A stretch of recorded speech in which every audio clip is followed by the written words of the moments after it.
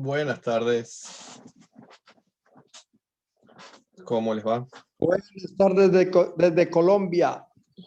¿Qué tal? Espero que haya paz en Colombia, como también en Israel y en el resto del mundo. Tan complicados los días en algunas partes. Buenas tardes complicada desde Brasil, More. Buenas tardes. Buenas tardes desde Guatemala. Hola, ¿cómo les va a todos? Buenas tardes, More, desde República Dominicana. Buenas. Buenas tardes desde Brasil, More. Hola, ¿qué tal? Hola, More, ¿cómo estás? ¿Todo bien? Vamos a comenzar. Gracias por los saludos. Vamos a comenzar porque el tiempo se nos va. Es corta la clase y hay muchísimo para ver, si les parece. Claro. Estamos viendo mi pantalla, ¿no? Sí. La estamos viendo. Sí, se ve. Perfecto. El otro día nos quedamos con el tema de la conversión, ¿se acuerdan? Pero tenemos que terminar rápidamente con Ruth, así que les voy a comentar simplemente dos pequeñas cosas de la conversión que quizás quedaron pendientes la semana pasada. Una, que para hacer la conversión se precisa un proceso legal y leal, que hoy en día tarda por lo menos un año de estudio, por lo menos, en la cual hay que vivenciar experiencias judías, con familias judías, con comunidad judía, en vivo y en directo. A veces puede ser una parte por internet, pero se precisa la vivencia. Y luego de un estudio de al menos un año, cuando los maestros dicen que el alumno está dispuesto y el alumno también, se procede a presentarse ante un tribunal rabínico, y ellos evalúan las intenciones del que quiere convertirse, evalúan también algunos conocimientos básicos esenciales, luego de lo cual se procede a que la persona acepte los mitzvot, los 613 mandamientos, sin peros, simplemente tiene que aceptarlos, no poner condiciones. Si es varón, tiene que hacerse la circuncisión, y dama o varón se sumergen en la mikve y salen de ahí y son recibidos como parte del pueblo judío en un nuevo nacimiento. Este procedimiento, una parte de ella, tiene su origen en la época bíblica, esto de tener que hacer la inmersión en la mikve, en el conjunto de aguas, esto de tener que hacerse la circuncisión también, esto de aceptar las mitzvot también, pero que haya un proceso de estudio y un proceso de análisis fue una necesidad histórica. Cuando se vio que había gente que se ponía con la meta de ser judíos y no tenían muy claro por qué, o eran intenciones secundarias que no eran las correctas. Entonces, cuestiones históricas hicieron que lo que antes era un procedimiento más o menos veloz, hoy en día sea un poco más complicado. Si a alguno de ustedes le ofrecieron conversiones express por internet, que les dan un recibo de pago que dice estás convertido a judío, sepan que eso no es una conversión al judaísmo. Si ustedes van a una iglesia mesiánica, por más que la llamen sinagoga rabínica, mesiánica, es una iglesia católica, una iglesia cristiana, no tiene ningún valor esa supuesta conversión.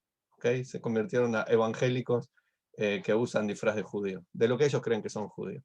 La conversión es un tema complejo, hoy en día hay también aristas políticas del Estado de Israel, de corrientes dentro del judaísmo, pero no nos vamos a meter ahí ahora, porque nuestra intención es terminar con la Megilat Ruth, la historia de Ruth, y estamos bastante atrasados. Simplemente un nuevo repaso. Ruth dejó de ser una princesa para acompañar a su suegra a la tierra de Yehuda, la tierra de Judea.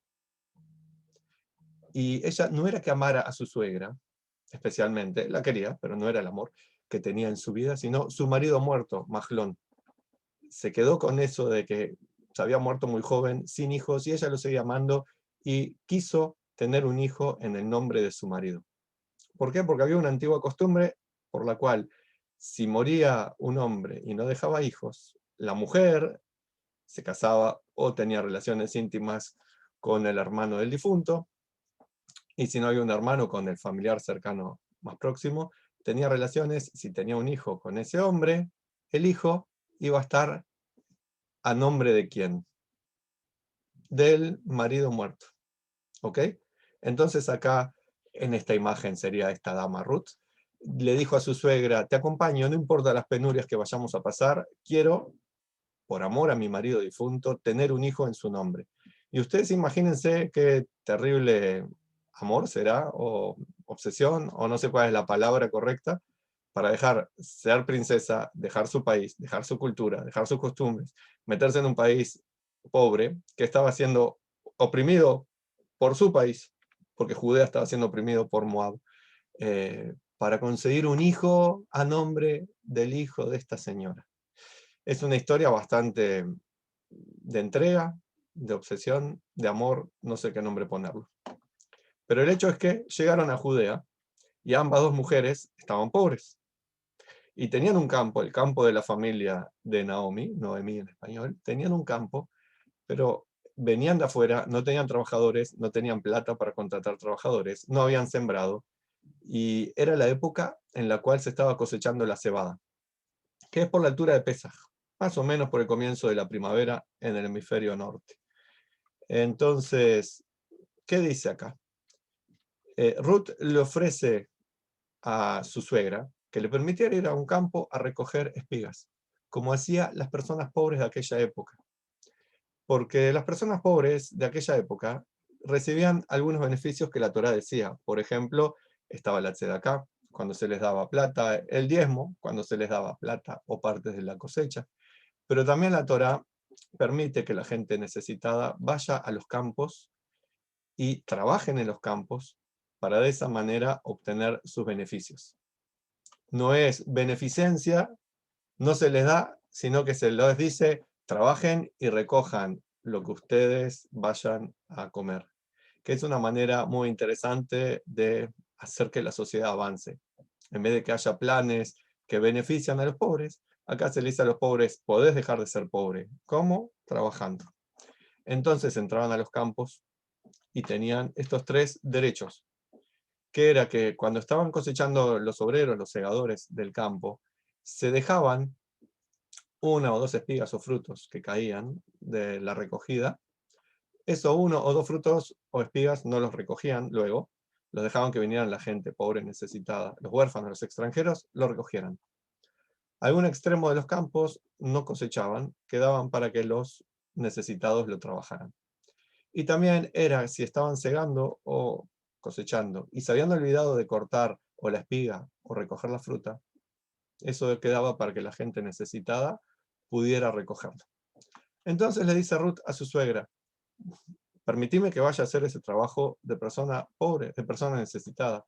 Acá en tu ciudad, todo el mundo sabe que tú eras la persona más rica, era la esposa del gobernador, de una familia muy, muy encumbrada de Judea, y va a ser muy triste que te vean que tu nuera tiene que ir entre los pobres a buscar comida.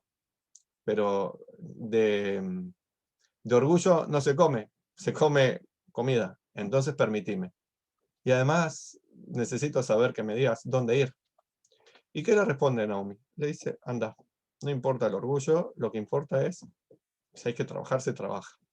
Y entonces fue a trabajar justamente al campo de Boaz, que era sobrino de Elimelech. Elimelech era el marido de esta señora.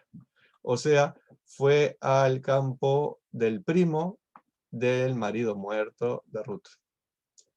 Y vino Boaz desde la ciudad al campo y vio a sus segadores, la gente que estaba trabajando, pues estaban los contratados, que acá en esta imagen serían estos, los contratados por el dueño, y después venía la gente pobre recogiendo lo que quedaba para ellos. ¿Ok? Vino Boaz al campo, vio a los trabajadores y los saludó de una forma muy particular, que es Yevarejeja Hashem, Dios te bendiga. Y ellos le respondieron, Dios te bendiga. O sea, en una época en la cual no se estaba muy afín a respetar la Torá ni las costumbres que había dentro de la tradición judía, en su campo lo que se hacía era respetar las tradiciones judías. Y hasta los empleados eran saludados con el Dios te bendiga. Hoy yo sé que hay mucha gente que se saluda con el Dios te bendiga, quizás no tienen en mente lo que quiere decir eso, o quizás sí, pero en aquella época Boaz fue como el impulsor de aquello. Y Boaz preguntó al encargado del campo, ¿quién es esa joven? Porque le llamó la atención Ruth, porque él conocía a la gente de la ciudad, él era el gobernador ahora, en lugar de su tío, él era el gobernador, él conocía a la gente, y no conocía a esta chica pobre que estaba recogiendo, y le pareció muy extraña por su forma de ser, y le pareció muy extraña también por su forma de vestir, por su forma de actuar, que no era la típica de la gente de su país, era diferente. Y pregunta de quién es, no es porque fuera posesión de alguien, sino de a qué familia pertenece. ¿Ok? Y el criado le dijo, ella es la joven moabita, le recalca que es extranjera y del pueblo prohibido, que vino con Naomi desde su país, desde Moab, y que pidió permiso para entrar al campo y para estar trabajando. Y también le dice que es una trabajadora muy fiel. Está desde la mañana trabajando, no dejó de trabajar en ningún momento. Y recordemos que era el inicio de la primavera, y empieza a hacer calor en la zona de Israel, es una zona bastante calurosa, y estaba ahí desde la mañana trabajando en el campo sin parar. Y se notaba que no era una chica de campo. O sea, seguramente que le costaba mucho más el trabajo que alguien acostumbrado a los rigores de trabajar en el campo. Y entonces, ¿qué pasó? Entonces Boaz se acerca a Ruth y le dice, no vayas a otro campo, no te alejes, trabaja acá junto con las chicas. Pero no con la gente pobre, trabaja con mis empleadas. Y mira bien cuál es este campo, quédate acá, no te vayas a otro. En aquella época no se alambraban los campos, evidentemente, así que mira bien cuáles son los límites de mi campo. Y además, muy interesante, le dije a mis criados que no te molesten. ¿Qué necesidad de decir eso? Porque quizás el bullying ya existía en aquella época también, y por ahí alguno le podía hacer bullying porque era extranjera, o alguno le podía hacer bullying porque era mujer que estaba trabajando, o porque no tenía familia, o por el motivo que sea, o quizás no era bullying, sino que como era una chica bonita, alguno quizás quería sobrepasarse. Entonces Boaz le dice, no tengas cuidado, quédate acá, yo ya hablé con mis empleados, pobre del que se quiera propasar contigo, por el motivo que sea. Y aparte, como no trajiste agua, y es un bien muy preciado, podés tomar el agua de mi campo. Los otros, la gente pobre se traía su propia agua, porque no tenían derecho a sacar agua del campo. Las espigas sí, pero el agua no. Vos sí tenés permiso. Y ella le dijo, muchas gracias, ¿y por qué estás haciendo tantos favores a una extraña? Y acá las respuestas podrían ser porque el señor estaba interesado en la belleza, quería algo con ella, o era un buen tipo. Y él le dice, ciertamente me han contado todo lo que has hecho por tu suegra después de la muerte de tu marido. Y cómo dejaste todo lo que tenías y viniste acá. O sea, yo sé quién sos. No te conozco, pero sé quién sos. Sé todo lo que estás haciendo por tu suegra, todo lo que dejaste y todo lo que te estás sacrificando para ayudar a tu suegra. Entonces, yo quiero ayudarte a vos también, ya que vos ayudás. Y aparte, te deseo que Dios premie tu acción. Y que sea Dios el que te dé beneficios, no yo. Yo soy un instrumento de Dios, no soy el que te beneficia. Y que te permita que tu conversión sea como firme, estable, que te sientas bien siendo judía. Y ella que le dice, halle yo gracia ante tus ojos, porque me has consolado y porque has hablado al corazón de tu siervo. Recordarán que entre las mitzvot, entre de darse de acá, entre ayudar al prójimo, el nivel más alto era que pudiera trabajar, darle un préstamo, permitir que se maneje independientemente. Pero si bajamos de niveles, y no el máximo, es muy importante también que cuando se le da dinero, si no se le puede dar trabajo o algún conocido que le dé trabajo o un préstamo, que no solamente se le dé plata a la persona necesitada, sino también las palabras de aliento. Y acá es lo que estaba haciendo Boaz. Le está diciendo, tenés beneficios materiales, pero aparte sos buena persona, se te reconoce tu esfuerzo, se te reconoce tu sacrificio y te deseo que Dios te bendiga. Que todo sea para bien para ti. Y entonces todo esto le llevó al corazón a Ruth. Y no había por acá ninguna cosa extraña, no hay ninguna historia turbia en todo esto. De paso comentemos, Ruth, una chica joven, alrededor de los 30, el señor acá parece más joven de lo que era en realidad, tenía 80 añitos, y su señora se había muerto pocos días antes. Y el señor estaba en el campo, tenía que trabajar, por más rico que sea, tenía que trabajar. ¿Y qué pasó luego? Era la hora de la comida, y vieron que no había llevado la lonchera, no llevó comida, no tenía nada para comer la mujer y estaba todo el día trabajando. Entonces él fue y le dijo, vení, comé, podés también untar tu pan en el hummus, y ella se sentó a comer junto con los empleados de él, y aparte le dieron comida rica, y ella comió, se sació, y lo que sobró se lo guardó, porque en su mente no estaba llenar la panza simplemente, sino también trabajar para el beneficio de su suegra. Por tanto, lo que sobró, agarró un tupper y se lo guardó. Y luego volvió a trabajar. Y como vio Boaz que ella hacía cosas que de acuerdo a la ley no podía, recoger cierto trigo que no le correspondía a los necesitados, le dijo Boaz a sus empleados, no la avergüencen, ¿ok? No vayan a decirle, vos no podés de esto, sos pobre, andate de acá, nada de eso. Dejen que ella agarre donde quiera, no se metan con ella. Ahí tiene un favoritismo especial esta señora. ¿Y qué pasó luego? Siguió trabajando hasta el atardecer. Y cuando terminó, desgranó lo que había espigado, significa sacó la paja del trigo, se quedó con lo más importante, y se llevó una cantidad enorme de cebada. O sea, no sabía trabajar en el campo, pero evidentemente era muy viva, sabía que no le convenía llevarse la paja, sino la cebada. Acá está mal el dibujo entonces. Y se llevó una fa, que es un montón de cebada, un montón.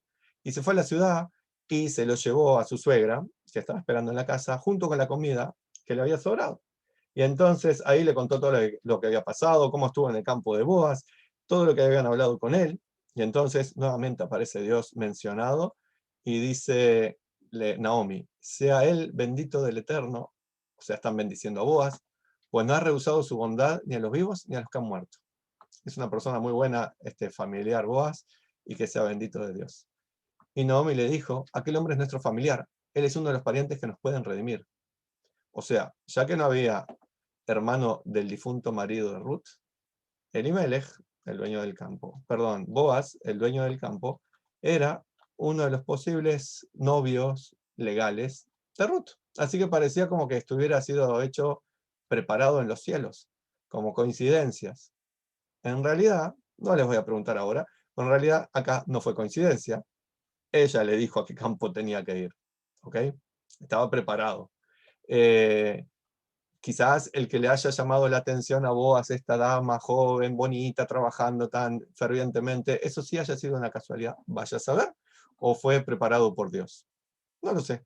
El hecho es que esta señora, Naomi, era muy pícara, sabía lo que estaba haciendo, y lo veremos pronto cuando le dé un consejo bastante subido de tono.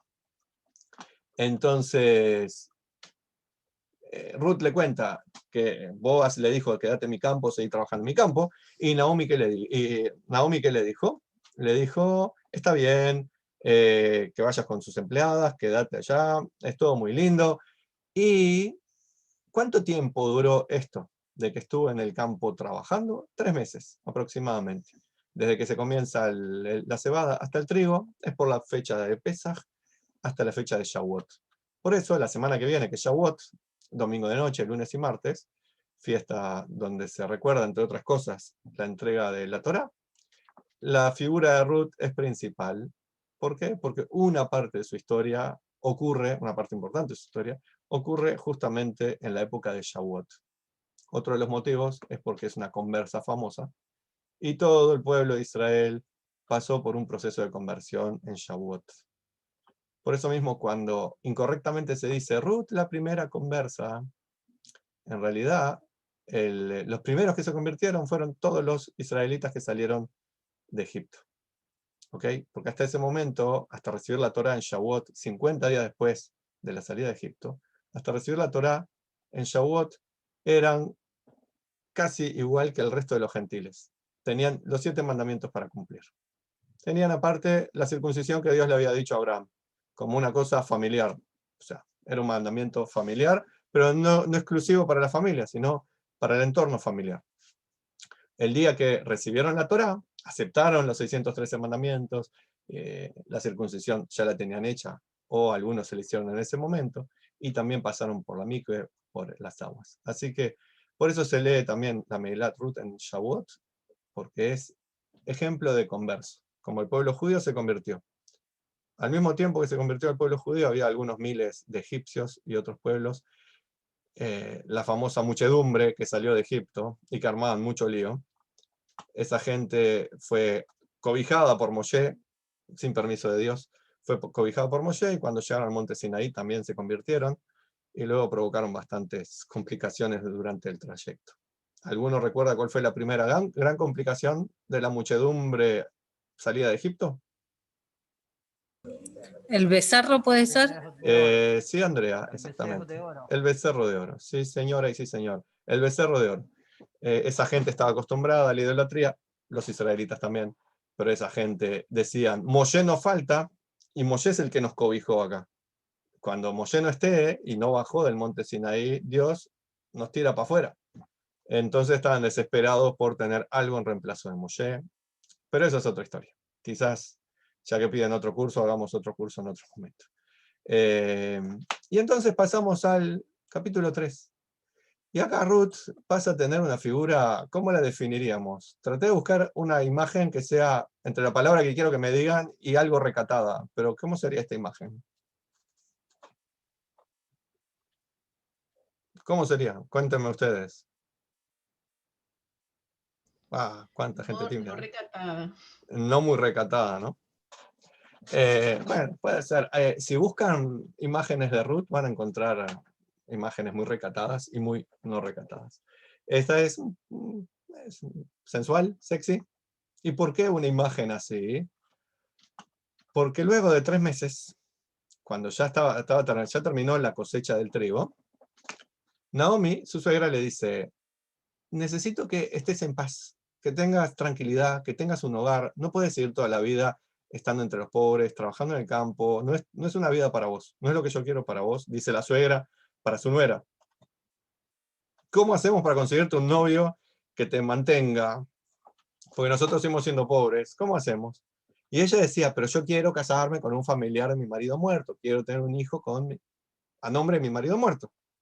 Y entonces le dice la suegra, Boaz, ese con el que vos trabajás, es nuestro pariente. Entonces, esta noche, que ya terminó la cosecha, y él va a estar en un lugar donde se hacen unos trabajos finalizados la cosecha, y además se queda ahí más o menos solo guardando el trigo para que no se lo roben, esa noche anda y visítalo. Pero no vayas como siempre, como una señora que trabaja en el campo.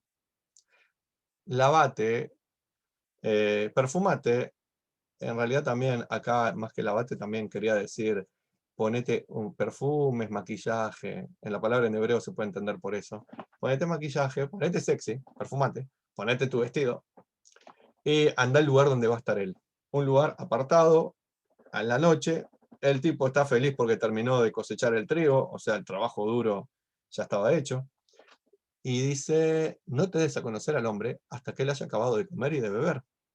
O sea, tenía que estar saciado también en su panza para estar tranquilo, no estar apurado en ir a comer. Y cuando se vaya a comer, tenés que fijarte dónde es, obviamente que no había lámparas, ni GPS, ni celulares, y andá y destapá un sitio a sus pies y acuéstate allí. Cuando se lee esto, y acá supongo que es todo gente grande, ¿cuál sería el consejo que le está dando la señora Naomi a Ruth? Escucho. Seducir al Señor. Sí, muy bien. Seducir al Señor. Excelente. Para tener una noche de romance, ¿parece que sí o no? Sí, claro, esa era La intención. la idea original. Puede ser. Puede ser un señor que anda solo, que ya comió, que ya tomó, y no tomó agua, tomó alcohol. ¿Y a qué historia les hace acordar un señor con la panza llena, borracho, con una chica joven seduciéndolo? Al de la cueva, ahora no me acuerdo el nombre, se me fue de la cabeza. Lot, quizás. Lot, eso mismo. Sí, señor, sí, señor y sí, señora. No es casualidad esto. A Lot y sus hijas, ¿ok? Esta evidentemente no era la hija, pero imagínense, 30 añitos aproximadamente, con el otro 80 añitos. Es como una imagen un poco como que no da. El otro día comentándoselo a niños de 12 años la historia de Ruth, ellos me dijeron que hay una aplicación que se llama Sugar Daddy. No sé si conocen, yo no tenía idea de lo que es. Según me dijeron, niños de 12 años, Sugar Daddy es un veterano con mucha plata que banca a una jovencita muy bonita que quiere la plata del veterano. Y hay una aplicación para conseguir eso. Miren lo que los niños Ahora de 12 vemos que es años. algo viejo que venía de antes. Sí, pero yo Hay lo ideas busqué. nuevas. Yo lo busqué con mis alumnos acá y después con otros alumnos vieron que tenía buscado en Google, porque son clases online, vieron que había buscado en Google eso, me dijo, ¿qué está buscando esa aplicación? Ya está viejo, no sé. No, me contaron los niños. Entonces, es algo viejo, que uno busca un veterano o una veterana con plata para quedarse con ella. Pero ¿cómo puede ser que Naomi, una señora muy pulcra, muy de buenas costumbres, le dé un consejo tan como, no sé qué palabra usar, no sé. ¿Cómo puede ser ese consejo? El consejo no es muy moralista. Porque Diego era su nombre, don Agüedo. Sí, señor. Muy bien. Me marchó la memoria un día. Como dice Diego, le voy a corregir quizás, o no, voy a seguir en su línea. En la Torá y en el Tanaj, en la Biblia, el sexo no era visto como se ve hoy en día, que pasó por muchos tamices cristianos, las ideas judías. En aquella época el sexo era visto más libremente, ¿ok? No era que todas las chicas fueran a acostarse con señores grandes en aquel momento, pero tampoco nadie le iba a decir nada a esta señora por acostarse de noche con el veterano. Y mucho menos sabiendo que era el redentor, o sea, el que tenía derecho a casarse con ella. ¿Ok? Creo que hoy en día en algunos grupos sigue habiendo una mentalidad moralista, pero los jóvenes son mucho más abiertos a las cosas sexuales. No digo ni bien ni mal, es una realidad que estoy viendo y supongo que es en todos los países, ¿no, verdad? No solamente acá en Uruguay, los nenes de 12 años saben que existe una aplicación que se llama Sugar Daddy, supongo. Me supongo, o cosas por el estilo. Evidentemente que hay algunas costumbres en algunas culturas dentro de la sociedad que los niños siguen siendo inocentes y sigue habiendo gente que ve el sexo como algo terrible y se van al infierno con el sexo. Sigue habiendo gente así, seguramente. Dentro de los judíos hay gente así. Dentro de los cristianos evidentemente hay también y dentro de otros grupos. Pero en aquella época el sexo era visto como algo divertido, algo necesario y también algo sagrado. ¿Ok? El consejo no parece muy sagrado. No parece. Veremos qué pasa luego, ¿no? Porque miren, no solamente se tiene que acostar a los pies del Señor, perfumada, maquillada, vestida linda, sino que tiene que estar al servicio de Él. ¿Ok? No sé si Ruth le iba a hacer caso al consejo de la suegra, no lo sé. ¿Y qué le dijo? Haré todo lo que me dices. Decirle le dijo que lo iba a hacer, pero veremos. Entonces Ruth fue al lugar donde le había mandado su suegra, el lugar apartado donde estaba de noche su querido familiar. Y cuando Boaz había comido y bebido y su corazón estaba contento, o sea, había tomado un poco de alcohol que lo dejó contento, pero aparte, después de mucho trabajo, etcétera, era muy lindo, se retiró a dormir a un lado del montón de grano. ¿Ok? Porque de noche no iba a volver a la casa, quedaba muy lejos, estaba muy oscuro, pero aparte había que cuidar que no vinieran ladrones. ¿Y qué hizo ella? Silenciosamente destapó un jaboncito a sus pies y se acostó. Y sucedió que a la medianoche Boaz se estremeció y se dio vuelta, y aquí que una mujer estaba acostada a sus pies. Pero antes, no me salió acá los colores, pero bueno, estaba marcado de colores esto. Este verso de acá arriba, en hebreo está acá puesto, el verso 7, está puesto acá. Y acá en español como que no quiere decir nada en particular, ¿no? Destapó un sitio a sus pies, se acostó, como que nada, está contando esto. Se acostó al lado de un señor que estaba durmiendo. Pero cuando se lee en hebreo, los verbos que usa, por ejemplo, ya digo, lo tenía marcado, pero no sé por qué no sale, este verbo acá, este verbo acá y este verbo de acá, son palabras que en hebreo pueden traducirse así como se destapó, se acostó, pero también se usa para tener relaciones íntimas, las tres palabras. ¿Ok? son palabras que puede ser esto así como muy, muy neutro, o pueden querer decir algo muy subido de tono, que la señora fue a acostarse con él, y se destapó ella, de cierta forma, para estar dispuesta a la relación íntima. Esto es lo que diría leyéndose en hebreo, y es lo que entienden también muchos de los comentaristas clásicos del Tanaj. Y Boaz se encontró con una mujer sensual, perfumada, atractiva, a sus pies. Y él le preguntó, ¿quién eres? Y ella respondió, soy Ruth, tu sierva. Y ella le dice, extiende tus alas sobre tu sierva, porque tú eres pariente redentor. Una dama bien, acá como esta señora que estoy viendo, Eli, una dama bien, muy, muy, muy santa, de escuela de monjas, se escucha que le dicen, extiende tus alas sobre tu sierva, significa que préstame tu sábana, ¿no verdad? Tengo frío. ¿No verdad que es eso, Eli? Muy bien. Sí, puede ser, More, así No, es. ¿no verdad? No, le estaba diciendo Pero- que tuvieran Todo tan relaciones. santo, sí. No sé, Diego, que es compatriota tuyo, Eli, piensa otra cosa. Le dice otra cosa, pero con una indirecta, ¿no verdad? Dice, vamos a tener una noche de romance, le dice. Pero hay otra forma de verlo también, que le dice, estoy a tu disposición, ¿ok? Para lo que quieras, pero sabe que vos sos mi pariente redentor. ¿Qué significa? Que esto va a tener un costo, no de plata, no soy una prostituta, no vengo a cobrar por esto. Es, si vamos a tener algo, no es una noche de pasión, es el comienzo de una relación más seria, porque tú eres el pariente redentor. Quiero un hijo de ti. Te puedes guardar la plata, te puedes guardar el campo, pero el hijo no te lo guardes, yo lo quiero. ¿Se entendió? Más o menos. Sí, claro. Esta señora iba con una intención bien clara. ¿Le habrá hecho caso a la suegra o no? No lo sé. Pero ella seguía con su intención, que era, quiero tener un hijo a nombre de mi marido, de un familiar de mi marido, porque si no me puedo casar con cualquier tipo. Tiene que ser... Ahora yo no entiendo algo, Sí, si puedo André, hacer una consulta. por En supuesto. este caso, tanto como en el de Tamar, que tienen un hijo a nombre del fallecido, ¿por qué Sí. era eso? Porque así era la costumbre y sigue siendo una ley dentro de la Torá para el pueblo judío. Así era la costumbre antigua. Si moría el hermano sin hijos, el hermano tenía que tener sexo o casarse con ella para tener un hijo. Era la manera de continuar la descendencia. ¿Ok? Esa era la manera que tenían ellos. Gracias. Ya que mencionamos esto de Tamar, y antes mencionamos lo de Lot, cuando una joven viene y alcohol de por medio y de noche, etc.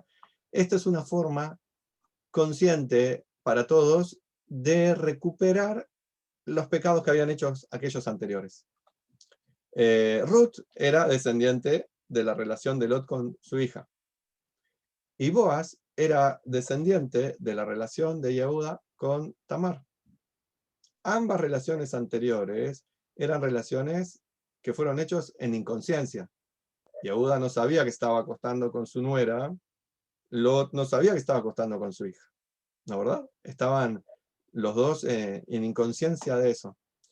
Y acá lo que se quiere, para que el linaje del Mashiach tenga el contacto con el lado oscuro, pero sea para darle más luz a la luz, es que pase algo similar que lo que está pasando aquí, pero del lado positivo. ¿Ok? El veterano no iba a ser engañado por la jovencita. Estaba con alcohol encima, pero ya le dijeron, mirá que quiero algo contigo, lo que quiero es un hijo. ¿Ok? ¿Está claro? ¿Sí? Los comentaristas no saben si hubo sexo o no. Están los que dicen que sí, están los que Una dicen que no. consulta, More. Sí, Alex. O sea, cuando ella haya tenido el hijo que quería, no obligaba a Boaz a seguir con la relación. O sea, él podía casarse con alguien más. Sí, exactamente. Por ejemplo, Yehuda y Tamar. Yehuda nunca más tuvo relación con Tamar. Era la nuera, visitaba a su hijo nieto, le pasaba plata, pero no hubo más relación entre ellos íntima. De hecho, acá se casan ellos, hacemos el spoiler, se casan, tuvieron sexo la noche del casamiento, Al otro día, el pobre viejo se murió. Pero ya adentro había quedado la semillita. Así que no hubo más que eso. Miren ustedes, a pesar de ser de noche, de estar un poco perturbado por el alcohol, el veterano le dice, otra vez meten a Dios acá en el medio, Dios te bendiga.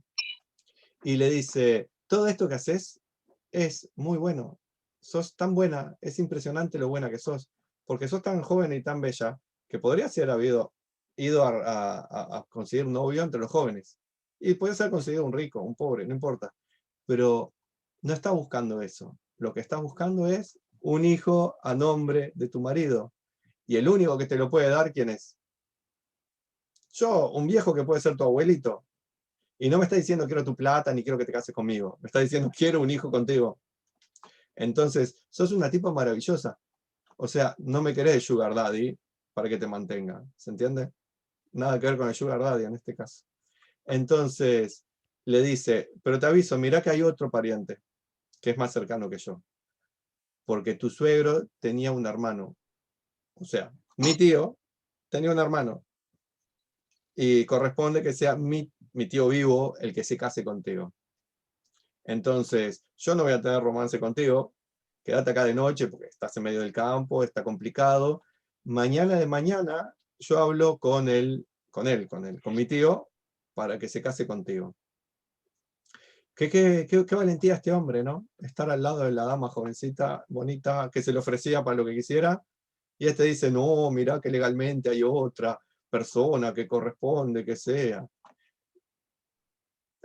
Una persona con muchos principios. Y entonces, acuéstate hasta la mañana. Y ella durmió hasta la mañana a sus pies. Y se levantó antes que el resto de la gente ahí que estaba en el campo lo hiciera. ¿Por qué? Para cuidar su honor. Para que no supieran que pasó la noche con él. ¿Ok? No quería que dijeran, ¿no? Estuviste de noche acá con ella, te estás aprovechando de la jovencita, por eso fuiste tan bueno. Y también le dio un montón de trigo para que le lleve la suegra, un montón, para que le lleve la suegra. Y cuando llegó a la casa, ella le preguntó qué pasó, ella le contó, y le dijo, estate tranquila, que si este Elimelech dice que se va a ocupar de conseguirte al marido para ti, se va a ocupar. Y ese mismo día, ¿qué hizo Elimelech? Perdón, Elimelech no, Boaz. ¿Qué hizo Boaz? Se fue a la puerta de la ciudad de Betlehem, Belén. En la puerta era como el centro de la ciudad en aquella época. Estaba el mercado, estaba el lugar donde se hacían los juicios. Y entonces ahí esperó que viniera el tío de él. Que acá, a propósito, Shmuel, el profeta Samuel o su señora, uno de los dos escribió este libro, Samuel o su señora profeta, le llamó a su pariente y no pone el nombre del pariente. Por todos lados se mencionan nombres en esta Megilá, pero acá no, le dicen fulano. A propósito, ocultan el nombre del tío y le dice, mira, tengo algo que proponerte, pero quiero que haya 10 hombres ancianos en la ciudad, 10 sabios, que estén acá como testigos. Y entonces le explica, mira que está esta chica moabita, que el campo, que vos tenés que casarte con ella, no sé qué. Y al principio al familiar le parece bien.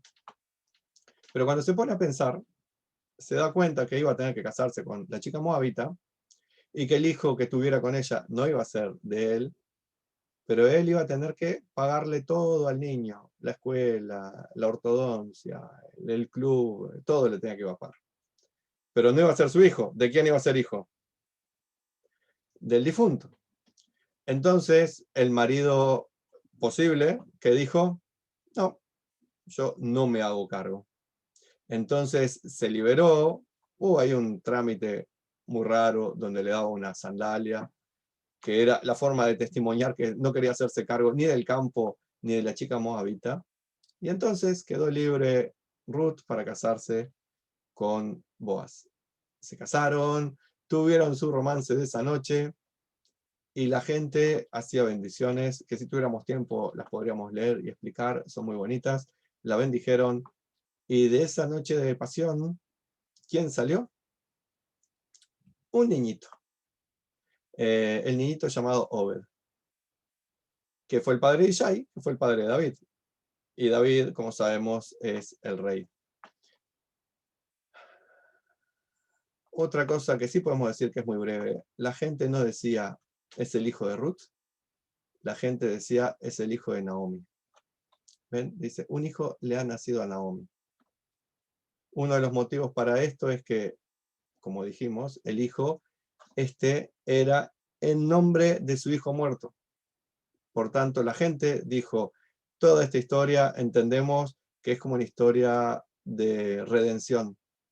Acá querían redimir el nombre del muerto. No era una idea de tener la plata, no era una idea de casarse para que se muera el viejo y quedarse con la herencia. La idea era, hay que tener un hijo en nombre del difunto, por eso es un hijo nacido a Naomi, aunque realmente no haya sido hijo de él. No tenía, de ella, perdón, no tenía ni un gene de Naomi, nada, porque fue su nuera con el otro, que era familiar de su marido. Pero la gente lo tenía como hijo de Naomi, acá ya no se menciona más a Ruth. Y este es el final de Megilat Ruth. Muchos dicen que esta historia fue escrita precisamente para darle un linaje a David. ¿Por qué? Porque todo el mundo sabía de David, que era el hijo del gobernador Ishai, gobernador de la ciudad de Belén, de Betlehem, y todo el mundo sabía que tenía ascendencia, algún antepasado en Moab. Y entonces la gente, que no es lenta para hacer bullying, le hacían bullying porque era de Moab. Entonces, ¿qué se precisaba que hubiera? Un documento sagrado que certificara que toda esta historia de David no lo disminuía como rey, sino por el contrario, lo aumentaba como rey. ¿Por qué lo aumentaba? Porque ya vimos, una de las acciones que ocurre acá, esto de que Ruth quiera tener sexo con Boaz para tener un hijo a nombre del marido muerto, dijimos, era para redimir el pecado de Yehuda con Tamar y el pecado de Lot con la hija, ¿no es verdad? Pero también era para decirnos, el pueblo judío tenía como rey a David, Dios lo eligió, así dice el Tanaj, y era importante que tuviera genes, que tuviera familia de otro pueblo.